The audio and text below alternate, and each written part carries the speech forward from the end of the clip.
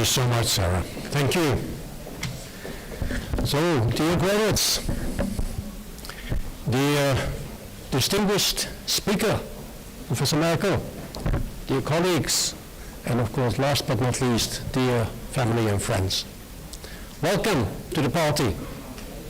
Right? You look all very happy-ish. Right? Right? Maybe there's also a little bit of anxiety. Anybody feeling a little bit anxious about the future? Yeah. I'm always feeling anxious about the future. Yeah. Don't know why. Never know what the future is going to bring. Right?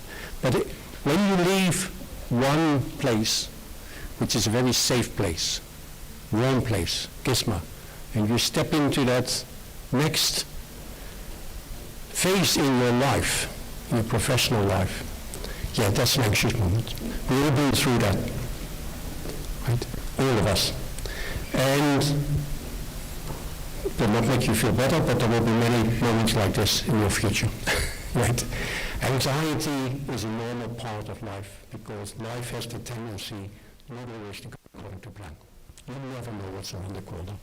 That's part of life. But I appreciate that when we have the moment of celebration, underneath it, there's partly that moment of anxiety, that moment of sadness, when you leave the safe haven of a university, of a campus, and you have to make the next step. So, what's the future? What's the plan? Who wants to be in management? One person wants to be in management too. Well, okay, a few more. All right, I thought we didn't have enough managers here, right? Gisma first set up more than a quarter of a year or a century ago to educate managers, so it would be a bit of a problem if we had nobody wanting to be a member. Hey, manager, maybe some of you even want to be a leader. No candidates for leadership here? Yeah, one there, 1, 2, 3, 4, 5, 6, 7. Great. Yes, 8, why not, right? Hesitant leader there. Great. Leadership is something I want to say something about. Leadership and management are going to be, hopefully, an important aspect of your life, because that's really what Gisma is trying to prepare you for.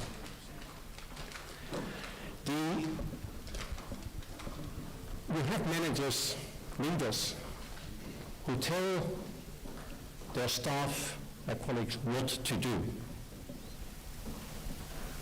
Ramon tries that sometimes as well, but it never really works, does it, Ramon? Your colleagues never listen to you, right? And that's the other leadership, and that's the facilitating leadership. You're actually not there to tell people what to do, but you help them to be really as the best they can be. You get them to work together, etc.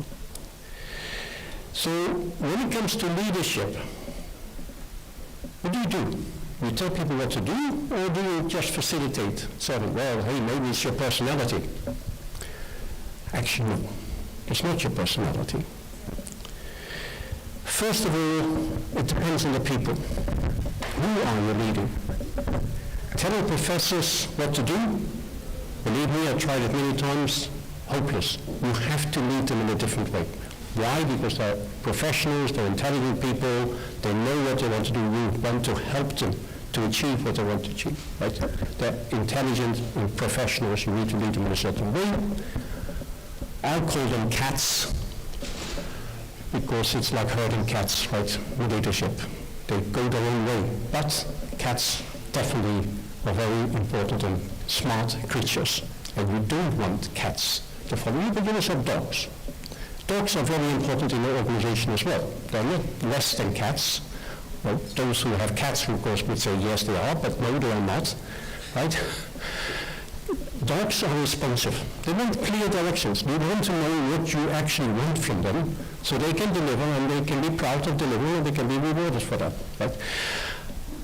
Cats and dogs require a different leadership style. Right? Now, reality is there are more than cats and dogs in an organization. There's a real zoo of animals and you have to lead them.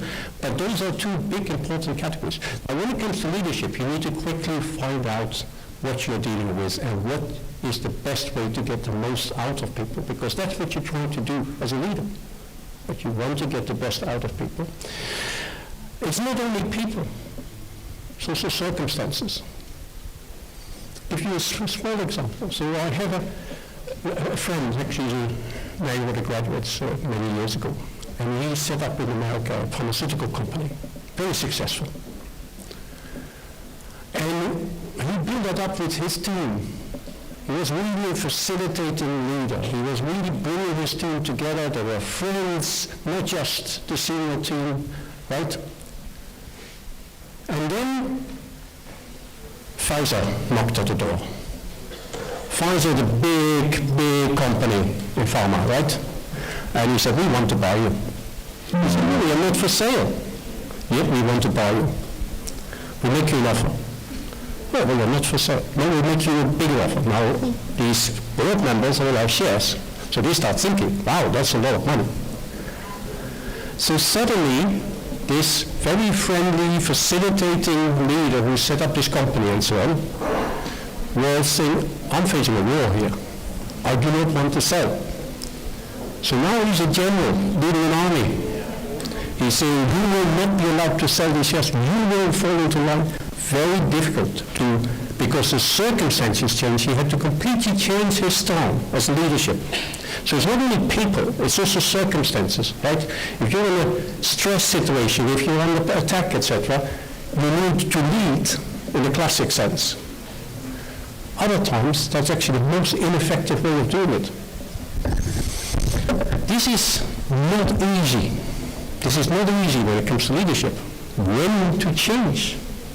When to change for a person, when to change for circumstances. That's the real challenge of leadership. Now, you've probably been at the airport and you've seen these wonderful little booklets about how to be a leader, how to be a manager, right? 50 pages to explain to you. It's a bit more complicated than that, in 50 pages, right?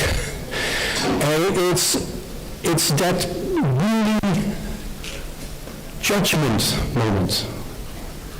But most people, when they talk about leadership, they say, what do leaders need? They don't need a big mouth, they need big ears and big eyes, right? You need to observe all the time, you need to be in touch, you need to hear what's happening. If you do not, are you not able to continuously hear and listen and see what's happening, you're a bad leader, right? This is how it works. And now you have another point. I once interviewed someone who set up, in the Netherlands, a theater, dance theater. And he didn't have a budget for that. But he had big ambitions. So he said, okay, I don't have much money because I'm only allowed to spend what I used to spend on a tiny theater, but I want something big. And of course everybody said, no, you cannot do that because there's no money for it. And he said, I said, well, how did you do it? Because he was sitting in this big theater designed by a Dutch architect, Koolhaas, now quite famous, in those days not that well known, who came up with a genius concept for it. So I said, well, you didn't have the money.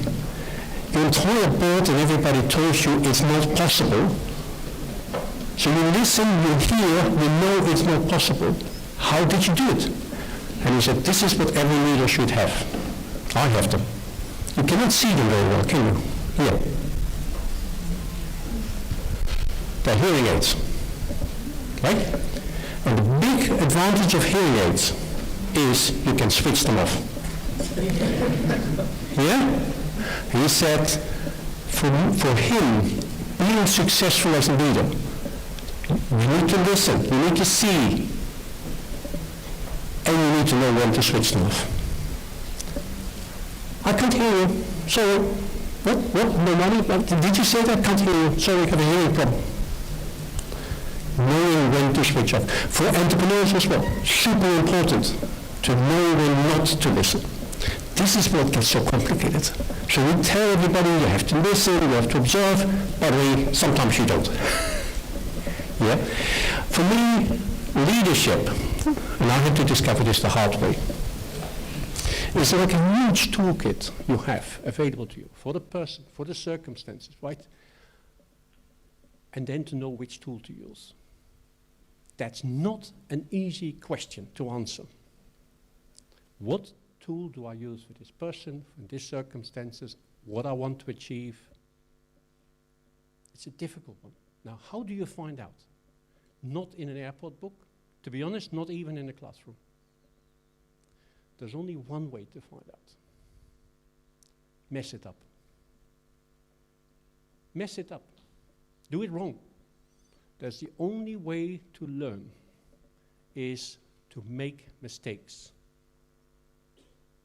and learn from it. Reflect. Why did that not go as well as I thought? We had a conversation. I'm not being understood. Why not? Learn from it. This is what Sarah just said in her introduction, right? It is a continuous learning process. You're not leaving the classroom because you take the classroom with you for the rest of your life. If you don't do that, you will never ever learn which tools to use out of that massive toolkit. That is what it is really about. The other thing is, when you mess up, and you will, and it's not a bad thing, right? Honestly, messing things up, failing, is not a bad thing. It's all about this helps you to mature.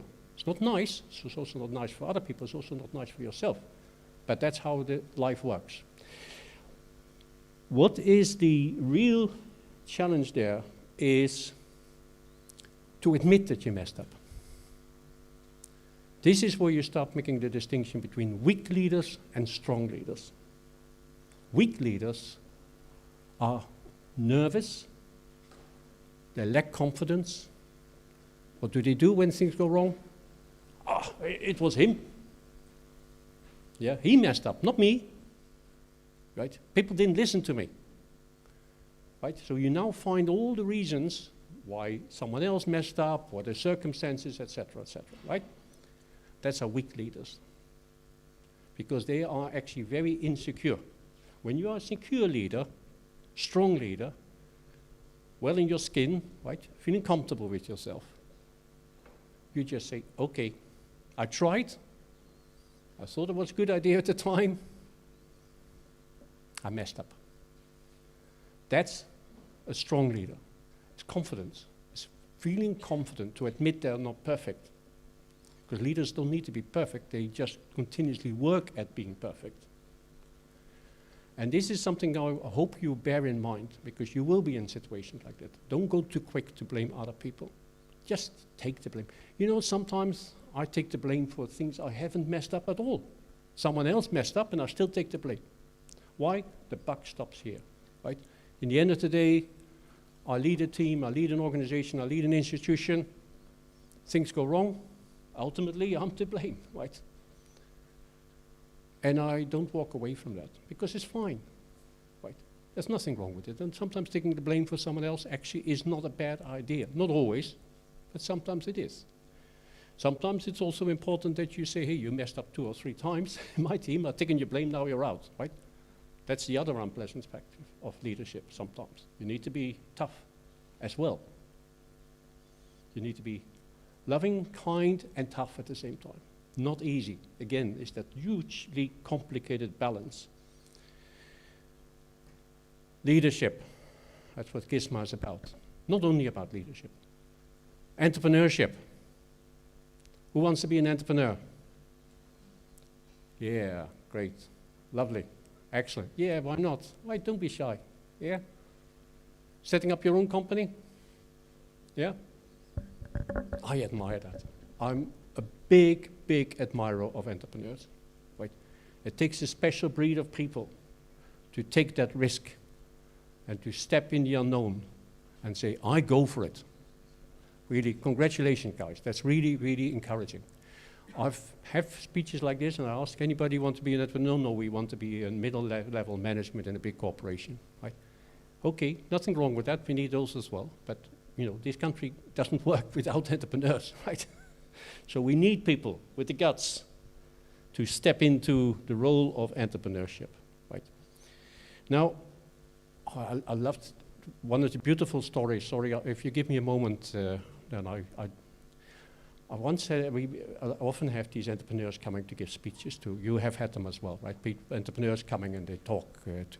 And once it's a great man that came, gave a lecture to the students. And he said, okay, my company produces this piece of black plastic, right? This is what we produce. I'm very proud of our product. What does it do? I have not a clue. I do not know. But I do know we can sell them for 10,000 euro each. They seem to put them in some kind of aeroplane engine, and they're worth a lot of money. But don't ask me, because I have not a clue what my product is doing. And why is that a sentence which always stayed with me? Because this is what I love about entrepreneurs. Often they have not a clue what they're actually selling or producing or whatever, but they are very good entrepreneurs. Entrepreneurship is actually very close to leadership. It's not that far away. Everything I just said about leadership actually applies to entrepreneurship. Entrepreneurs are people who are building up, leading teams, right? You are bringing people together and you help them to perform. You try to get the best people you can find and